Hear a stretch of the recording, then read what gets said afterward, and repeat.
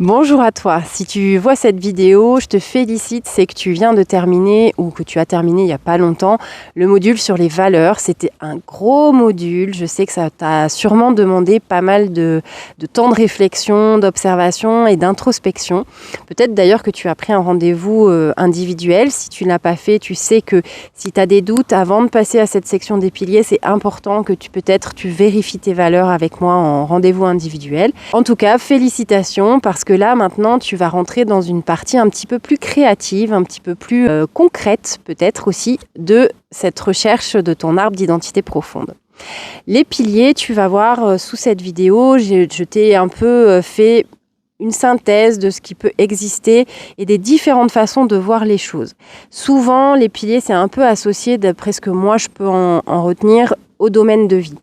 Dans cet arbre d'identité profonde, dans ma méthode, ça n'est pas vraiment le cas. C'est complètement dissocié. Moi, j'ai plutôt associé les domaines de vie aux valeurs.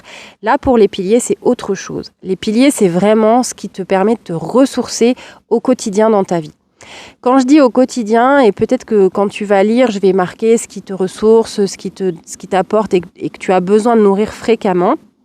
Ce qui est important que tu comprennes, c'est que la fréquence, c'est pas forcément tous les jours.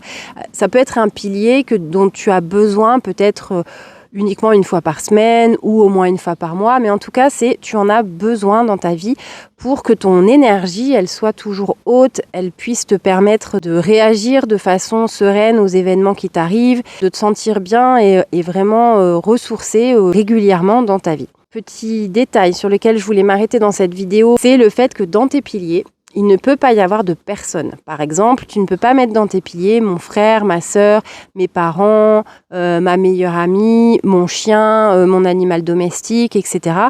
Parce que les piliers, c'est quelque chose qu'on est censé ressourcer par soi-même en fait. C'est ce qui nous ressource sans que l'intervention des autres soit nécessaire.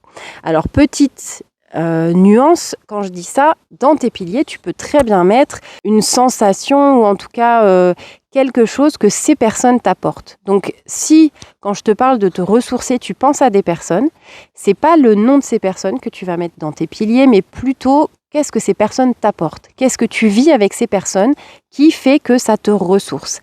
Et ce qui est important, c'est que du coup, ça va t'ouvrir peut-être plus d'horizons sur le type de personnes qui doivent t'entourer dans ta vie et desquelles tu dois t'entourer.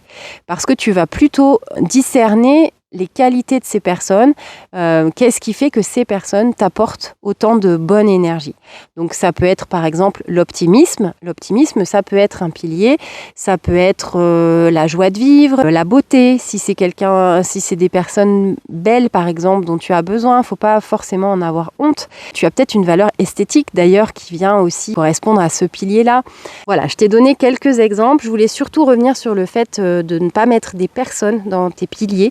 Je te laisse parcourir tous les textes et les chapitres qui suivent. Encore une fois, si tu as besoin, tu peux me contacter, prendre un rendez-vous si tu as besoin d'éclaircir des choses. C'est vraiment important. Là, tu parles de ton identité et tout ce que tu fais dans ce parcours, eh bien, c'est important que ce soit cohérent pour toi, que ce soit vraiment aligné et pas trouvé sur des impressions ou on m'a toujours dit que, etc., etc.